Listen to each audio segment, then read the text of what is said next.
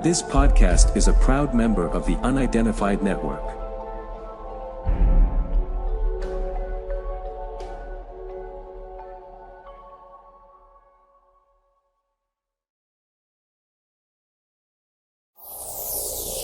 On the Track is a monthly web TV show about cryptozoology, natural history, green issues, and whatever else the team feel like making up as they go along. Enjoy! So, what's on today's show, Mr. John? Well, Hannes, in this week's episode, it's all about me, and I am now going to explain some stuff that people don't seem to understand about cryptozoology, Fortean Zoology, and all sorts of other things. And I hope you enjoy it. I really like the old credits.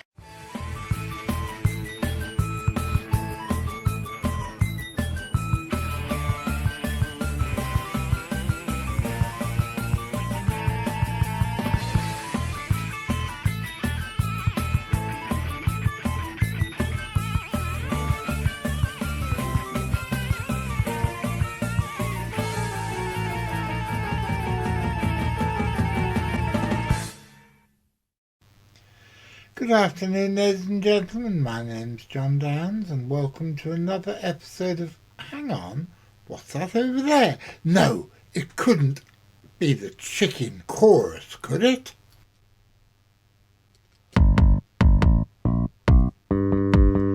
What would you do if the chickens wore a hat?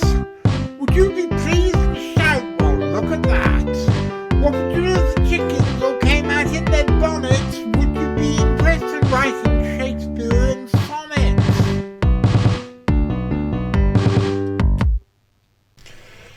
Well, ladies and gentlemen, it's always a great cultural treat, and I always feel enriched when the chicken chorus have come into the studio. But now, time to get on with the show. My name's John Downs. I'm the director of the Centre for Fortean Zoology, and welcome to another episode of On the Track. For those of you who don't know, every Saturday afternoon at 3 for about half an hour, although that's fairly approximate, and every Wednesday evening at 6:30 for about half that, we bring you a melange, a mixture, I can't think of anything else to begin with M. Lauren, what begins with M? Martini, of course. Thanks, honey, I can work with that. Because, of course, when one is on the pursuit of unknown animals, one is neither shaken nor stirred. And here, by the way, is Lilith Tinkerbell, who you probably can't see against my dark jumper and against the dark background, but she has been sitting on my elbow pretty well solidly for the last week, ever since it started to get cold. Going back to all this then, it is a mixture, martini, and all the other things, of hard science, weird shit, and surreality. What's surreality? Well, go and ask him. Don't ask me, I'm only Charles II, and I hid in an oak tree.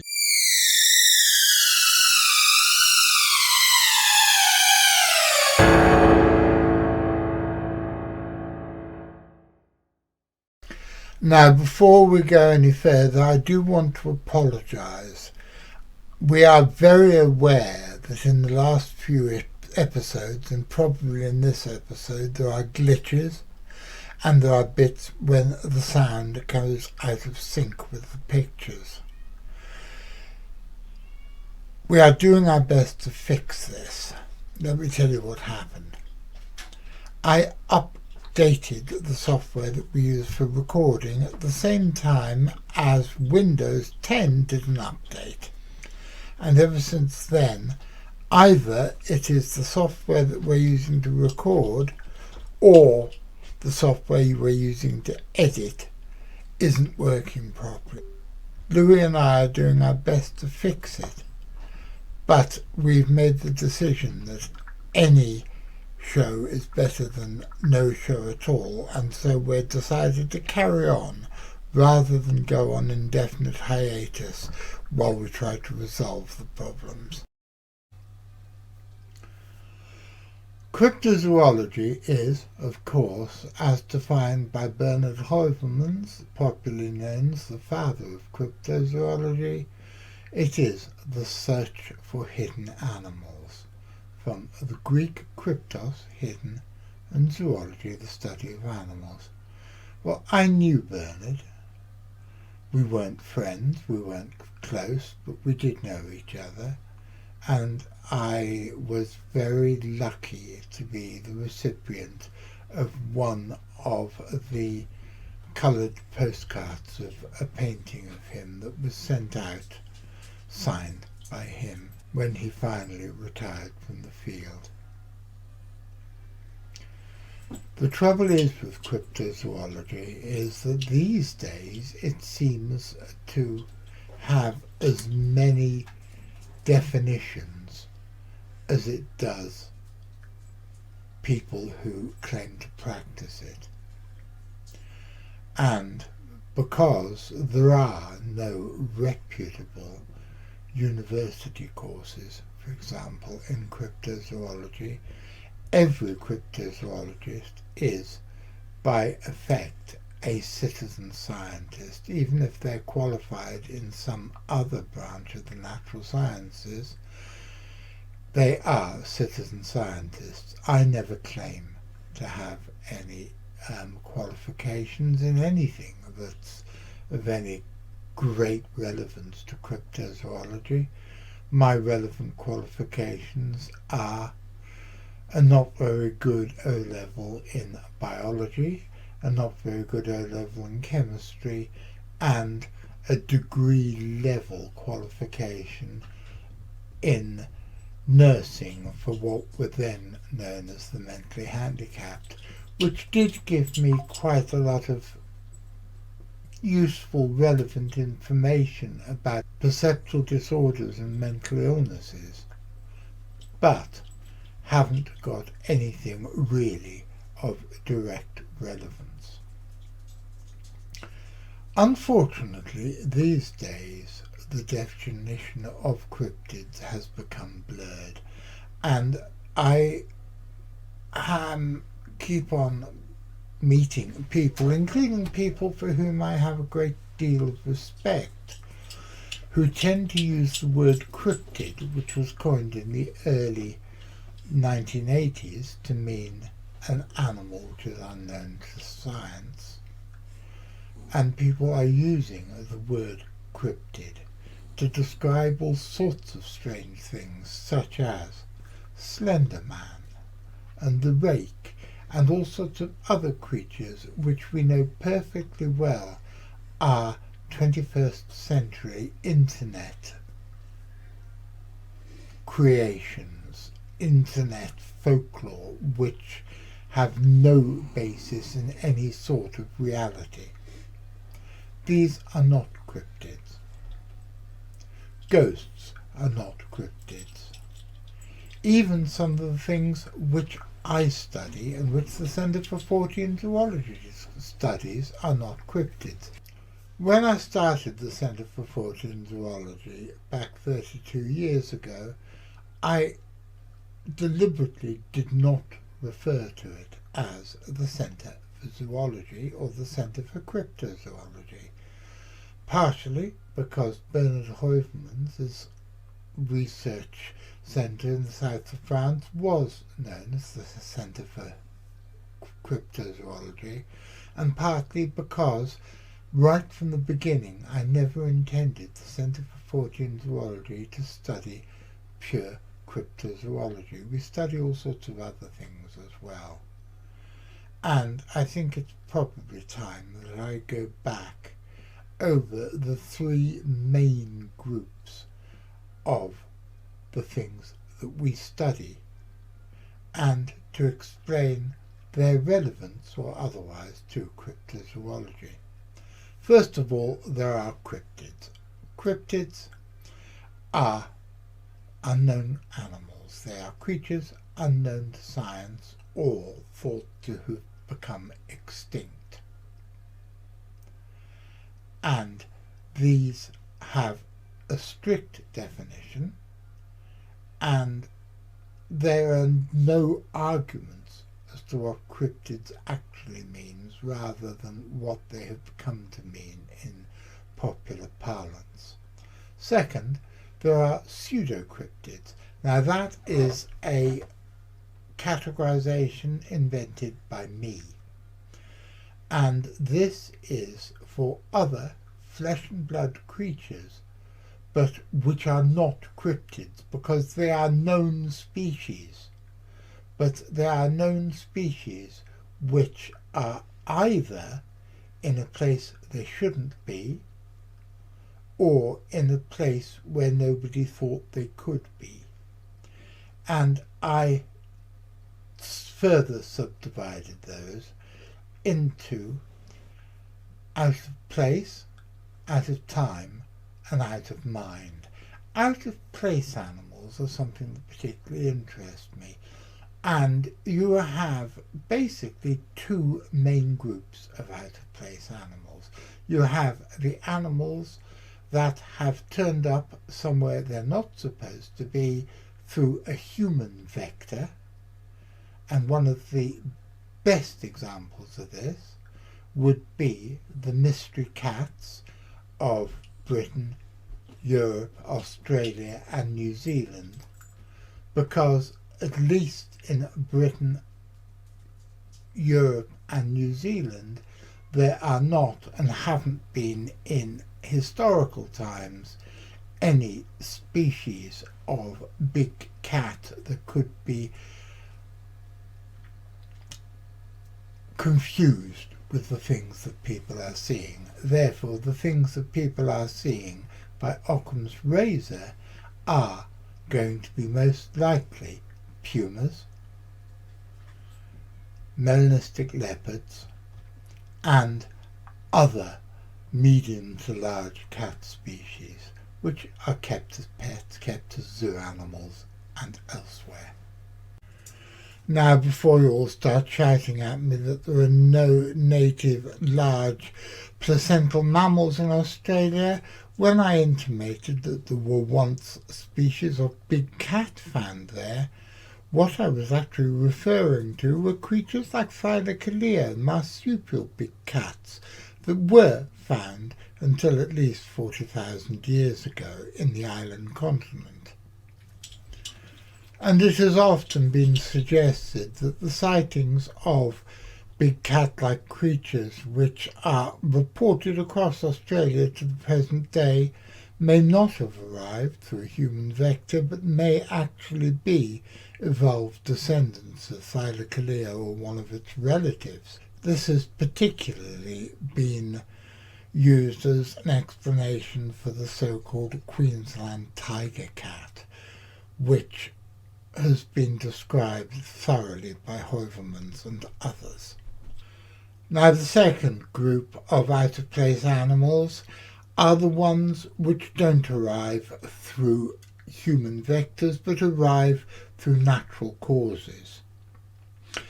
And I'll give you one fascinating example of that, or at least I think it's fascinating. 9 years ago, my stepdaughter was pregnant with my granddaughter, and I suggested, mostly tongue-in-cheek, that she ought to give her the middle name of Xanthomela, which is the Greek specific name, or Xanthomelas is the Greek specific name of a butterfly called the yellow-legged tortoiseshell. Now, there had only ever been one single record of this species of butterfly, which is found in Central Europe.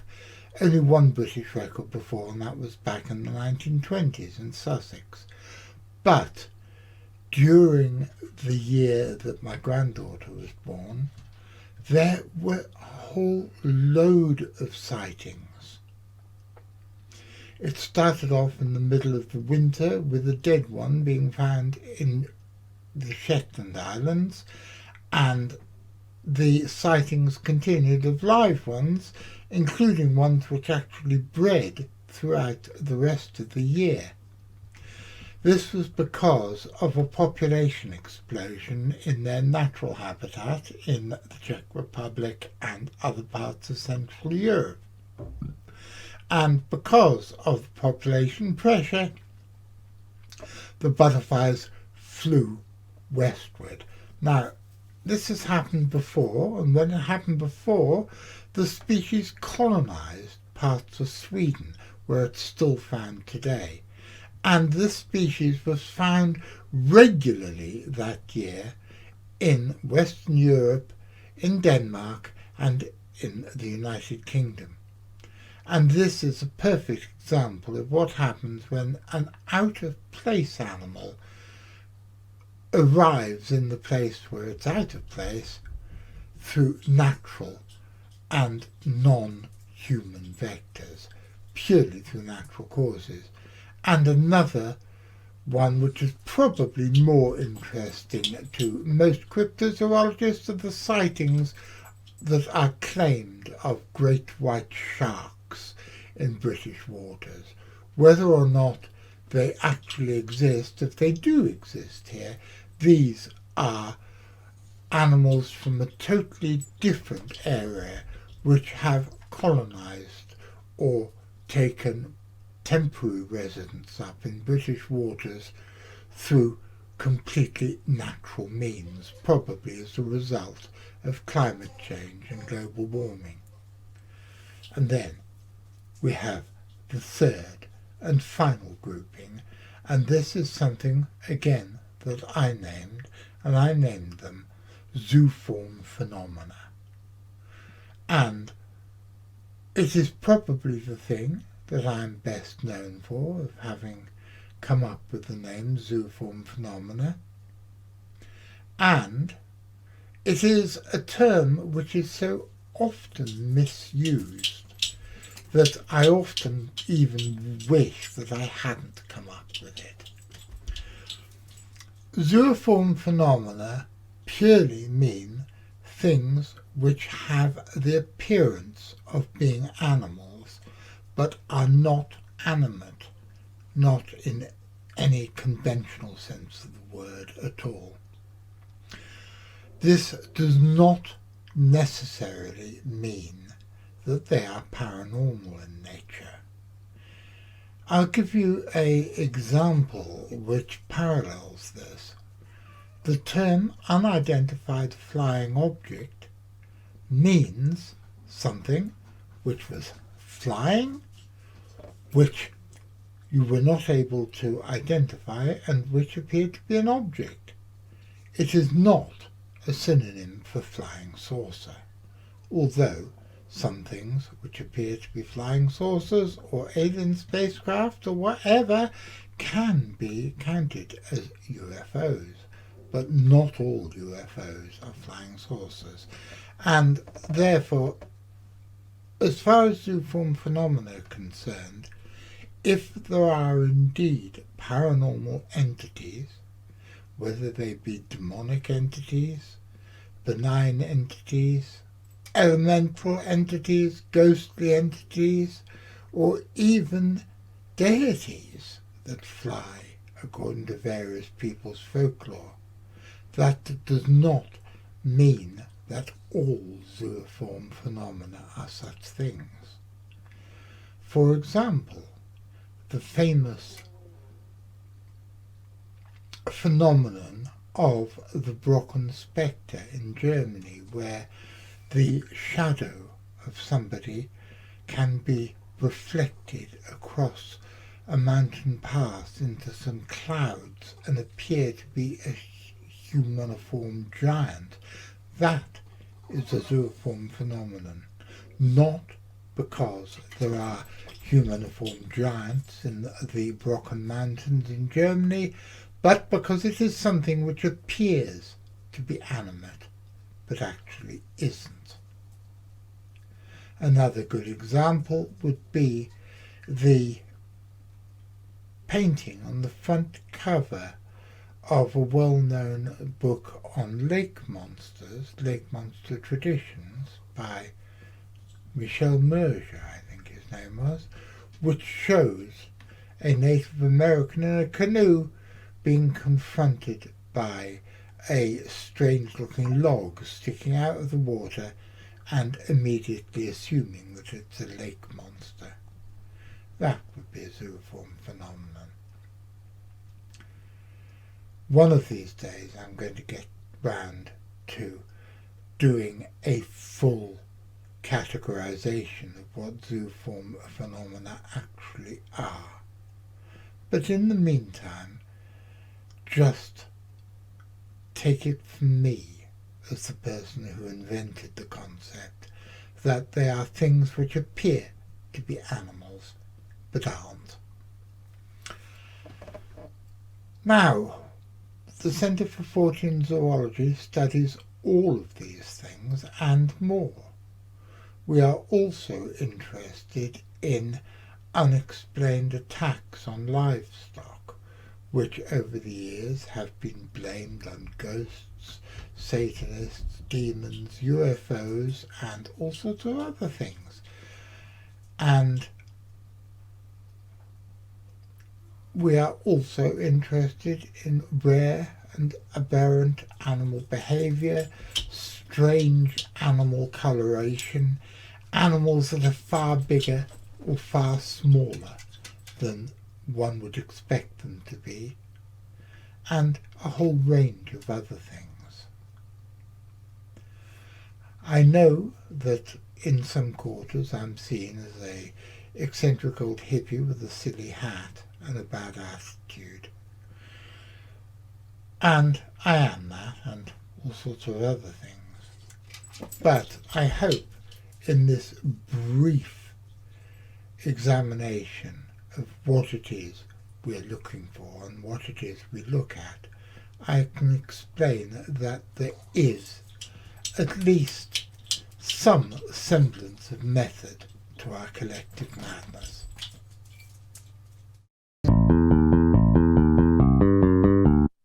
If you want to support us and help us make more content like these, please press like, subscribe, follow our Facebook page and check out our Patreon.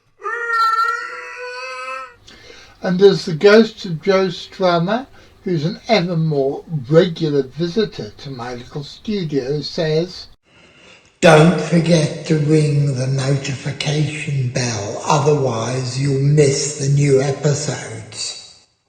And that would be an awful pity, wouldn't it? If you've been affected by any of the topics in today's episode, you can just bugger off, because we don't give a monkeys. Bloody well get a grip! Sort your own bloody problems out, rather than ringing up somewhere. And that, ladies and gentlemen, is the end of another episode. I hope you enjoyed it.